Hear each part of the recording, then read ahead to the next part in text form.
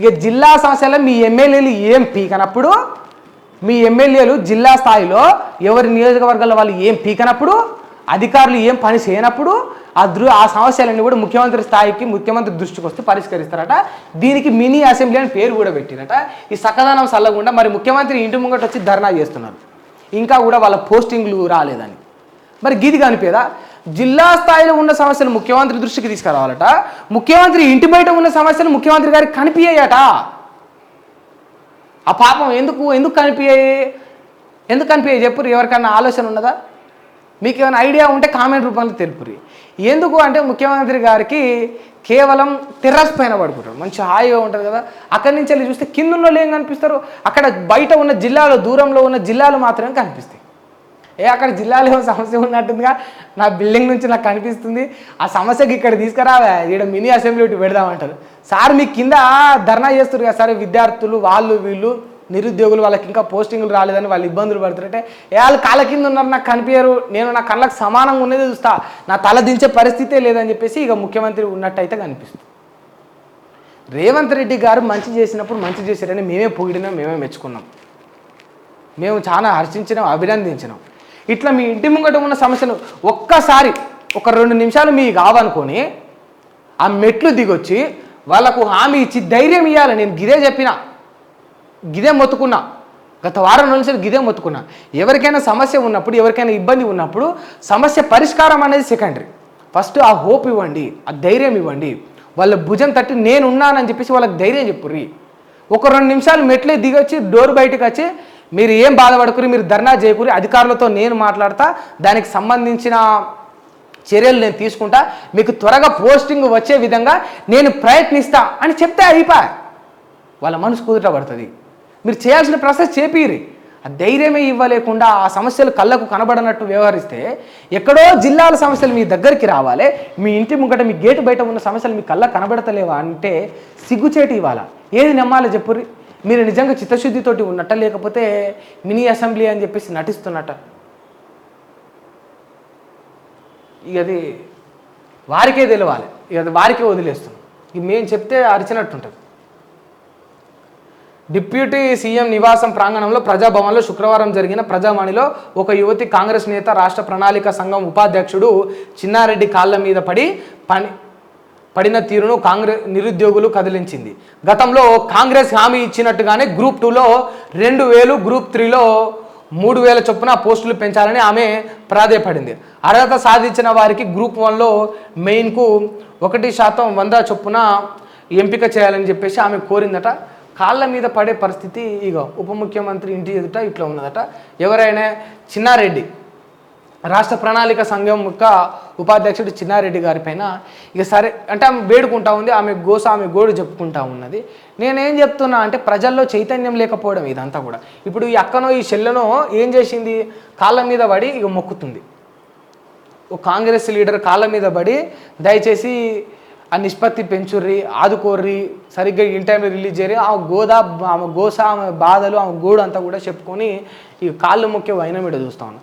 ప్రజల్లో ఏమైపోయిందంటే సత్తువ చచ్చిపోయింది అంటే బాధపడతారు, అంటే మమ్మల్ని అన్నారని ఫీల్ అవుతారు. వీడవర్రా మమ్మల్ని అంటున్నాను అనుకుంటారు. కానీ ఒకసారి ఆలోచన చేయరు. మీరే ఓట్లేసిరు కదా నాయకులకు, గత నాయకులకైనా ప్రస్తుత నాయకులకైనా భవిష్యత్తులో ఇంకెవ్వడొచ్చినా కూడా మీ ఓట్ల మీదనే కదా నిలబడేది. మనం ఓటేస్తేనే కదా, మన యొక్క ముద్రతోనే కదా, ఈవీఎం ప్యాడ్ల మీద మనం నొక్కితేనే కదా, బ్యాలెట్ పేపర్ని మనం వేస్తేనే కదా, ఏ రూపకంగా అయినా సరే మన నుండి పోయిన ఓటే కదా, వాడికి అధికారాన్ని ఇచ్చింది. ఆ కామన్ సెన్స్ కూడా లేకుండా జనాలు ఏం చేస్తారంటే పీపుల్ ఎందుకు భయపడుతున్నారు? ఎందుకు జనాలు భయపడుతున్నారు? ఎందుకంటే చాలా క్లియర్గా మనం అనాలిసిస్ చేస్తే ఈ చెల్లె ఏం చేసింది? కాళ్ళ మీద పడ్డది. ఆమెకు కాలర్ పట్టుకొని క్వశ్చన్ చేసే ధైర్యం లేదు. ఏమవుతుంది ఒకవేళ కాలర్ పట్టుకొని క్వశ్చన్ చేస్తే? ఆమెకు రావాల్సిన ఉద్యోగం రానియరు, ఆమె మీద కేసులు పెడతారు, ఇక ఆమె పైన చెప్పరాని కేసులు పెడతారు, ఆమెను ఇబ్బందులు పాలు చేస్తారు, ఆ కుటుంబాలను బాధ పెడతారు. ఈ భయం ఉంటుంది కనుక, భయం ఉండడం కాదు, ఇది జరుగుతుంది కనుక రియల్గా ఒక మహిళ కానీ, ఒక ఉమెన్ కానీ, ఒక స్త్రీ కానీ, ఒక చెల్లెనో అక్కనో ప్రశ్నిస్తే ఇవి జరుగుతాయి. అక్కడ అన్న ఉండొచ్చు, తమ్ముడు ఉండొచ్చు, అబ్బాయి ఉండొచ్చు, అమ్మాయి ఉండొచ్చు. ఒకవేళ క్వశ్చన్ చేస్తే తిరగబడితే ఇదే జరుగుతుంది. ఆ కుటుంబాలను నాశనం చేసే విధంగా చర్యలు తీసుకుంటారు. అయితే ఏం జరుగుతుందంటే ఒక్క కుటుంబమే కనుక, ఒక్క వ్యక్తి కనుక ఇది జరుగుతుంది. ఒక 10 కుటుంబాలు ఏకమైతే 10 కుటుంబాలను నాశనం చేస్తుందా ప్రభుత్వం? పోనీ 10 చేస్తుంది అనుకున్నాం. 100 కుటుంబాలు ఏకమైతే 100 కుటుంబాలు పోయి ప్రశ్నిస్తే ప్రభుత్వాన్ని, సరే పోనీ చేస్తుంది అనుకుందాం. 1000 కుటుంబాలు ఏకమైతే 1000 కుటుంబాలు ఏకమై ప్రభుత్వం పైన తిరగబడితే అట్లా కూడా చేస్తుంది అనుకుందాం. రాష్ట్ర ప్రజలందరూ ఏకమయ్యి ఏకదాటిగా ఎవరికి వారు కార్యకర్తలు, నువ్వు నేను పార్టీలు అని విభేదాలు లేకుండా ఎవరి నియోజకవర్గంలో ఆ నియోజకవర్గ ఎమ్మెల్యేను ప్రశ్నిస్తే రాష్ట్రం మొత్తాన్ని రావణ కాష్టం చేస్తుందా ఈ ప్రభుత్వం? రాష్ట్రం మొత్తాన్ని తలగబెట్టే ధైర్యం ఈ ప్రభుత్వాలకు ఉన్నదా? రాష్ట్ర ప్రజలందరిపైన కేసులు పెడితే ఏనికి జైలే సరిపోవు. రాష్ట్రం మొత్తం మీద కేసులు పెడితే ఏనికి జైలు సరిపోవు. అవునా కాదా? ఆ చైతన్యం జనాల్లో ఉండాలి. ఏమంటారంటే అలగా జనం అనేది ఒకటి ఉంటుంది రాజకీయ నాయకుల్లో. వాళ్ళెంత ఇవాళ మొత్తుకుంటారు, రేపు కాముష్ అవుతారు, ఒక కేసు పెడితే మూసుకొని కూర్చుంటారు అనే ఒక బలుపు మదం, ఆ యొక్క అధికార మదం అనేది నాయకుల్లో ఉన్నది, గతంలో ఉన్నది. కేసీఆర్ గారికి ఎక్కింది, ఇప్పుడు రేవంత్ రెడ్డి గారికి ఎక్కుతున్నది. రేపు ఎవడైనా వస్తే వాళ్ళకు కూడా మనమే స్వయంగా అయ్యగారు ఎక్కించుకోండి ఈ బలుపును, అయ్యగారు ఈ మదం ఎక్కించుకోండి మీ ఒళ్ళు నిండా, మేము కాళ్ళ కింద మోకాళ్ళ మీద కూర్చొని మీ కాళ్ళ మీద పడి ప్రాధేయపడి మిమ్మల్ని వేడుకుంటూ ఉంటాం, మిమ్మల్ని బాంచం దొరా అని ఎప్పుడు కూడా ప్రాధేయపడతా ఉంటాం, మీరేమో కుర్చీలో కూర్చొని చెలామణి అవురు అని చెప్పేసి వాళ్ళకి ఆ లీనియన్స్ ఇచ్చేది ఎవడు ఆ లీనియన్స్ ఇచ్చేది ఎవడు? నిజంగా నేను అడుగుతున్నా, ఒక యువకుడు కాంగ్రెస్ పార్టీ కార్యకర్త అయిన ఒక యువకుడు, బీఆర్ఎస్ పార్టీ కార్యకర్త అయిన ఒక యువకుడు ఉన్నాడు. ఇద్దరు కార్యకర్తలైన యువకులను మనం తీసుకుందాం. ఆ యువకులు వాళ్ళు విద్యార్థులు, ఎట్ ది సేమ్ టైం ఎవరికి నచ్చిన పార్టీలో వాళ్ళు చెలామణి అవుతా ఉన్నారు.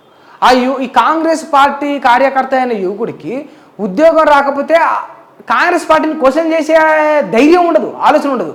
అమ్మో నేను ఇన్ని రోజులు ఇదే పార్టీలో తిరిగినా, మా రమేష్ అన్న లోకల్ లీడర్ తోటి తిరిగినా, మళ్ళీ మా ఎమ్మెల్యేని పొగిడినా, నేను లేపినా ఏమనుకుంటారు, గట్లెట్లా మా పార్టీని నేను ఎట్లా అంట, నా ఉద్యోగం ఇక అయితే అవుతుంది కాకపోతే కాదు చూద్దాం, కానీ మా పార్టీని మేము తిరగబడతామని కాంగ్రెస్ పార్టీ కార్యకర్త గట్లే అనుకుంటాడు, బీఆర్ఎస్ పార్టీ కార్యకర్త గట్లే అనుకుంటాడు. సెంట్రల్ నుంచి ఏమైనా తప్పిదాలు ఏమైనా ఇబ్బందులు ఉంటే ఇక్కడి నుంచి ఎందుకు మా ఎంపీలు క్వశ్చన్ చేస్తలేరు అని చెప్పేసి ప్రశ్నించే తత్వం కూడా బీజేపీ కార్యకర్తలు కోల్పోతారు. ఎందుకు అంటే వాళ్ళది అనుకొని ఓన్ చేసుకుంటారు. ఏం కూర సక్క ఉండకపోతే నీ తల్లిని అడుగుతావు కదా, ఇవాళ కూర సక్క లేదు, ఉప్పు ఎక్కువైంది, కారం ఎక్కువైంది, కూర ఇసురు కొడతావు కదా. నువ్వు అడిగినప్పుడు ఇంటి అయినా డబ్బులు లేకపోతే నీ అయ్య మీద వెళ్ళిపోతావు కదా. నీ అయ్య మీద నీ అవ్వ మీద గంత పౌరుషం ఉన్నప్పుడు సిగ్గు లేదా నీ ఎమ్మెల్యేని క్వశ్చన్ చేయనికి? ఆ పార్టీ కార్యకర్తమైనందుకు మూసుకొని కూర్చుంటున్నావు. నీలో రావాలి తిరుగుబాటు, నీలో రావాలి చైతన్యం. ప్రతి బీఆర్ఎస్ కార్యకర్తలు రావాలి, ప్రతి కాంగ్రెస్ కార్యకర్తలు రావాలి, ప్రతి బీజేపీ కార్యకర్తలు రావాలి. చిన్న తప్పిదాలకు వంట దగ్గర, బట్టల దగ్గర నీ ఇష్టం వచ్చినట్టు నీ కుటుంబాలను క్వశ్చన్ చేస్తాను, నీ కుటుంబాల పైన ఆవేశపడతా ఉన్నావు, అరుస్తూ ఉన్నావు కదా. అదే క్వశ్చన్ అదే ప్రశ్నించే తత్వాన్ని నీ లోకల్ ఎమ్మెల్యే మీద చూపెట్టు, గత ప్రభుత్వం పైన చూపెట్టు, ప్రస్తుతం ఉన్న ప్రభుత్వం పైన చూపెట్టు. అప్పుడు నీ నియోజకవర్గంలో, నీ వ్యవస్థలో, ఈ రాజకీయంలో, మన జనాల్లో, మన వ్యవస్థలో మార్పు అనేది వస్తుంది. ఆ చైతన్యం లేక, ఆ బుద్ధి లేక, ఆ ధైర్యం లేక మీద పడిపోతూ ఉంటారు, మళ్ళీ ఏదో పీకేసినట్టు.